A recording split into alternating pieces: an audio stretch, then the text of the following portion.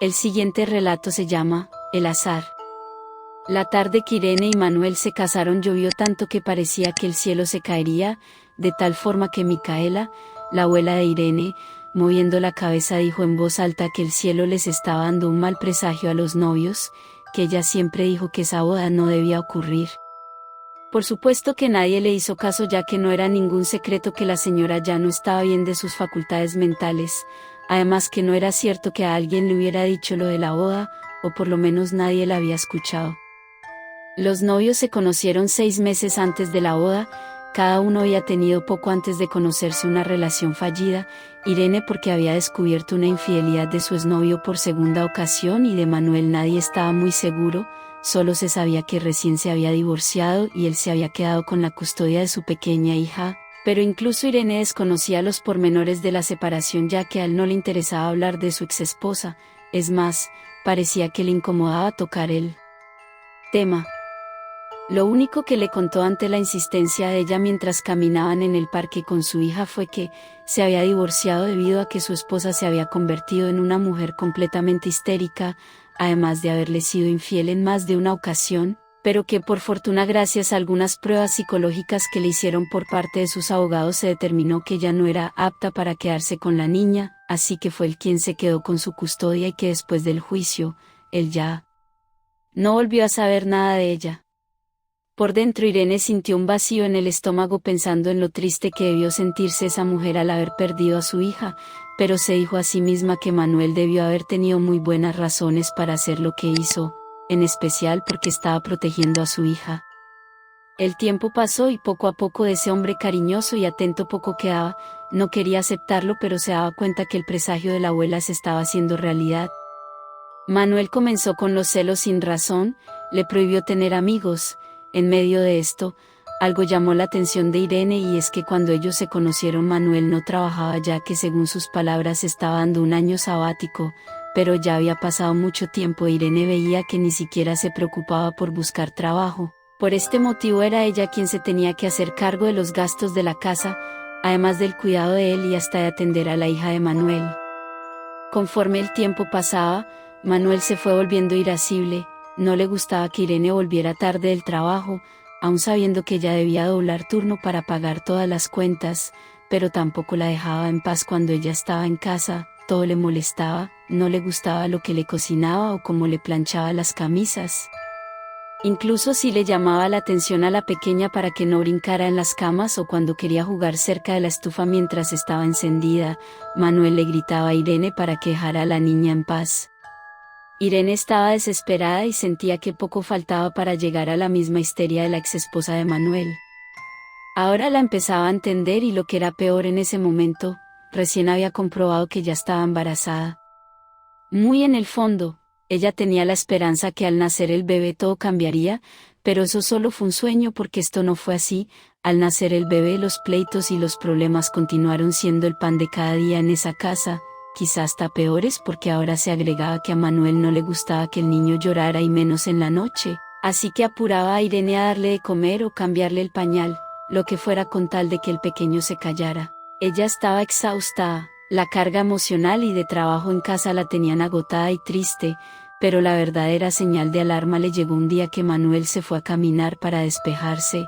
Irene se quedó sola con Ivone, la hija de Manuel, y mientras ambas bañaban al bebé, la pequeña, que en ese momento tenía 6 años, le contó que extrañaba a su mamá, pero que un día que ella regresaba de trabajar, discutieron por algo que ella no entendió, pero lo que sí vio fue cómo su papá la había golpeado tan fuerte que la dejó inconsciente en el piso.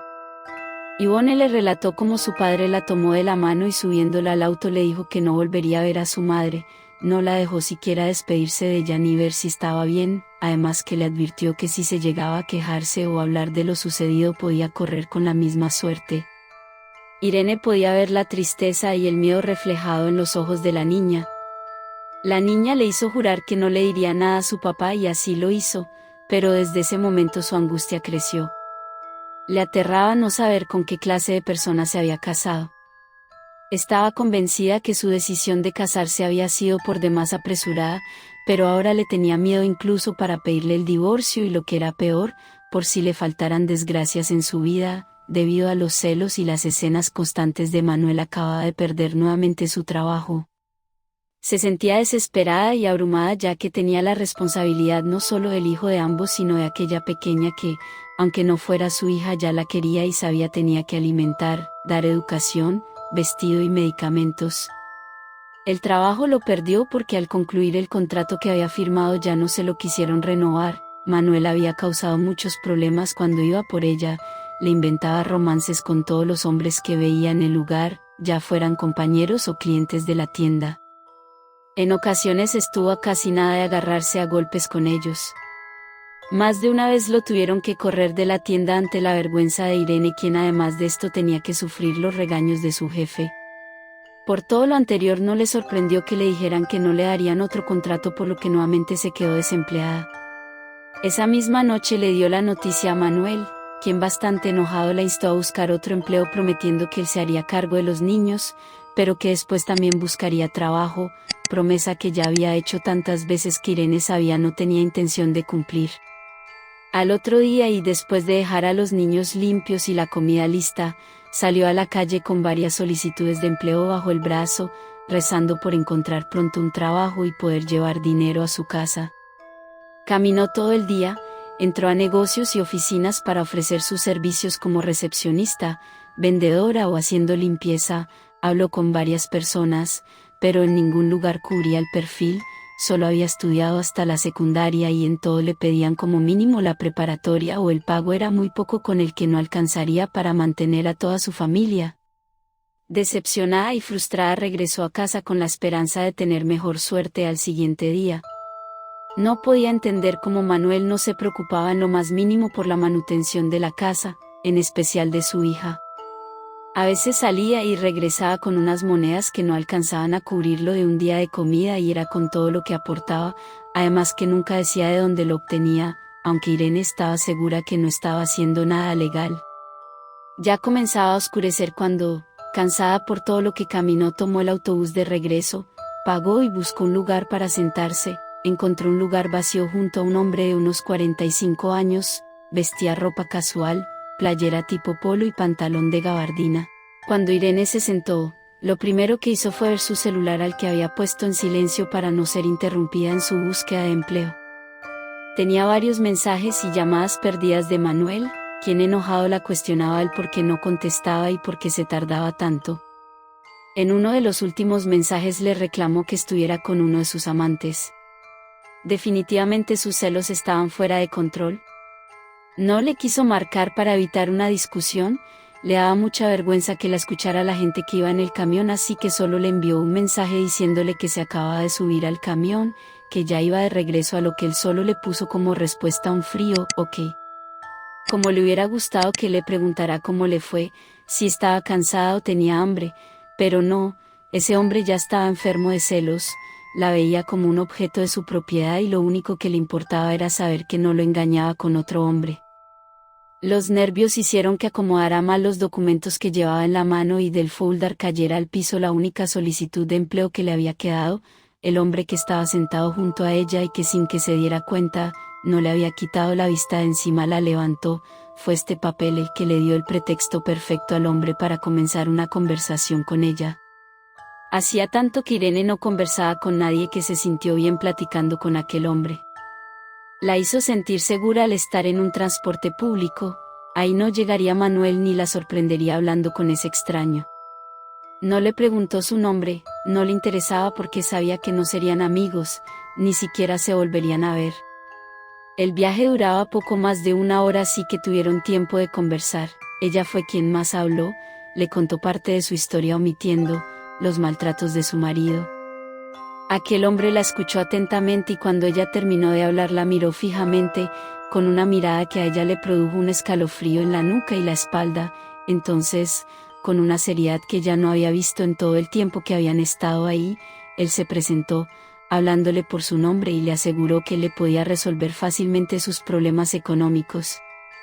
Lo primero que pasó por la mente de Irene al escuchar su nombre de boca de ese hombre fue que él alcanzó a ver su nombre en la solicitud de empleo, así que no se preocupó, pero sí la emocionó un poco el sentir que ese hombre estaba por ofrecerle trabajo, pero no fue así.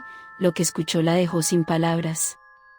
El hombre le pidió, aunque por su tono de voz parecía más bien una orden, que anotara algo y ella se apresuró a sacar un bolígrafo y una pequeña libreta que ese día llevaba para anotar. Cuando Irene estaba lista para escribir, el hombre dictó con voz grave y firme los siguientes números, 00652, al terminar, los volvió a decir y después le pidió a ella que los repitiera para estar seguro que los había anotado bien. Al terminar de escribir lo anterior, Irene detuvo el bolígrafo en el aire, esperando a que le siguiera dictando algo más. Imaginó que esos números eran parte de un número de teléfono, pero no, esos 4 números fue todo lo que el hombre le dictó y enseguida le explicó el por qué y cómo usarlos. Resultó que ese era el número ganador de la Lotería Nacional que se celebraría el siguiente sábado, donde el premio sería de 80 millones de pesos. Irene continuaba en silencio tratando de entender de qué se trataba todo eso que más bien le parecía una broma de mal gusto. El hombre aprovechó su silencio para continuar explicándole. Ese era como un regalo que le estaba haciendo a ella, pero evidentemente no era gratis, tenía un costo y este era muy alto, así que, de aceptar jugar, ella le pagaría nada más y nada menos que con su propia vida. La dinámica era la siguiente: Irene compraría el boleto de la lotería para el sorteo que se llevaría a cabo el siguiente sábado.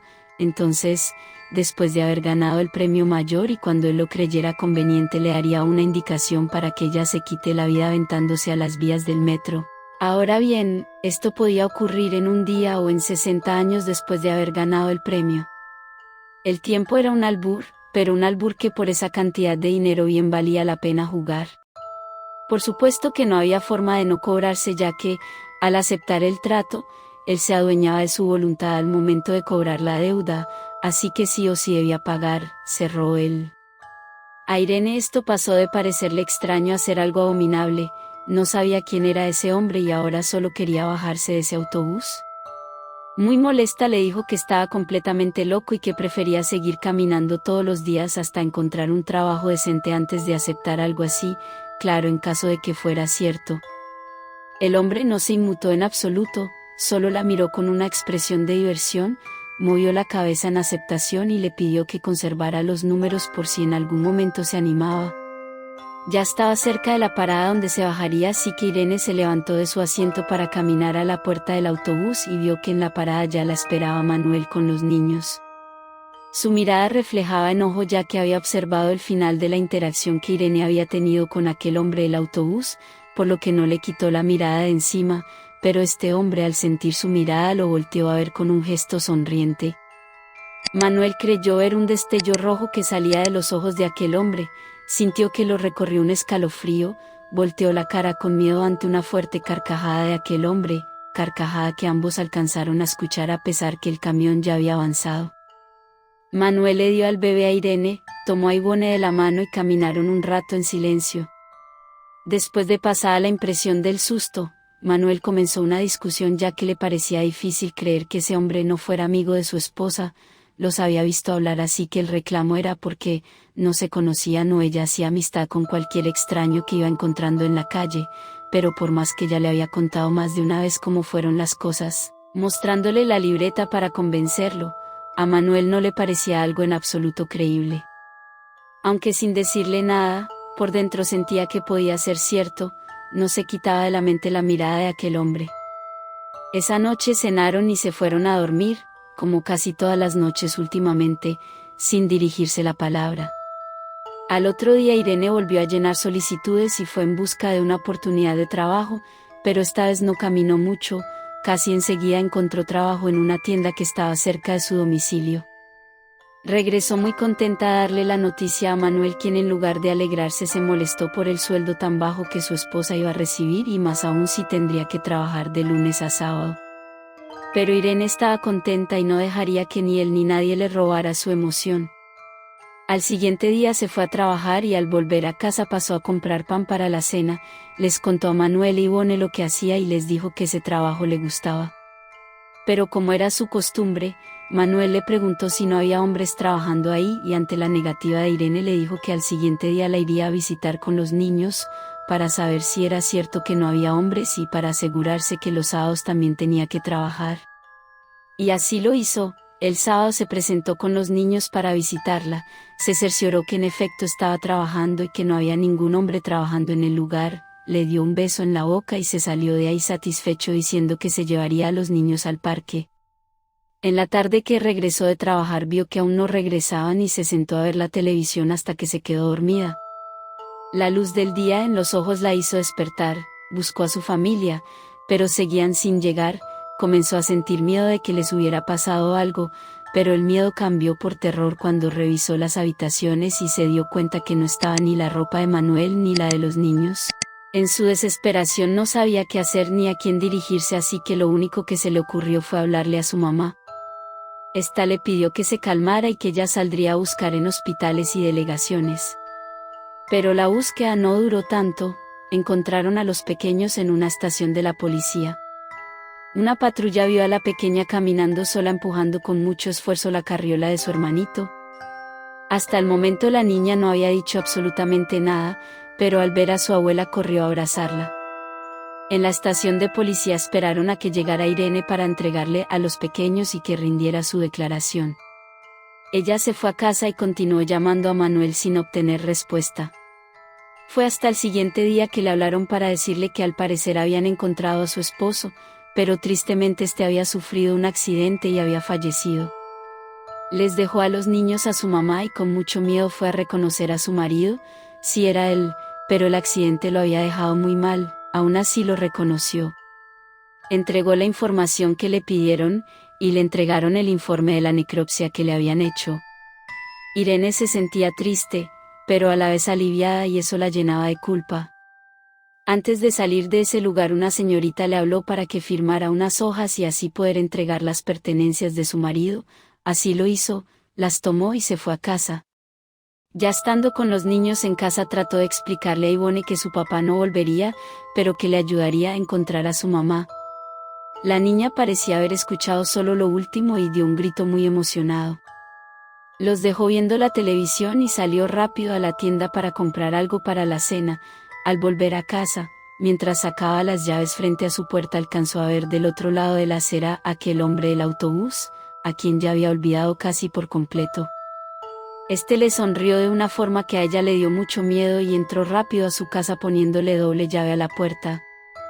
Cenó con la niña platicando de sus planes a largo plazo porque por lo que había entendido la mamá de Ivone no vivía en la misma ciudad, por lo que primero debía investigar este dato y después tendría que juntar dinero para los boletos y por supuesto, pedir permiso en el trabajo. No sería sencillo. Al otro día temprano, después de que los niños desayunaron se encerró en su habitación, quería vivir su luto así que tomó las cosas que le habían entregado de su marido, sacó el informe y se sorprendió al leer que, según varios testigos, Manuel había dejado a los niños en una juguetería y se habría ido corriendo, subiendo un puente para aventarse de este al momento que pasaban varios autos. Su muerte fue instantánea. Irene no entendía por qué Manuel haría algo así, estaba impactada. En ese momento sonó su teléfono, y con esa llamada, todas sus dudas quedaron aclaradas.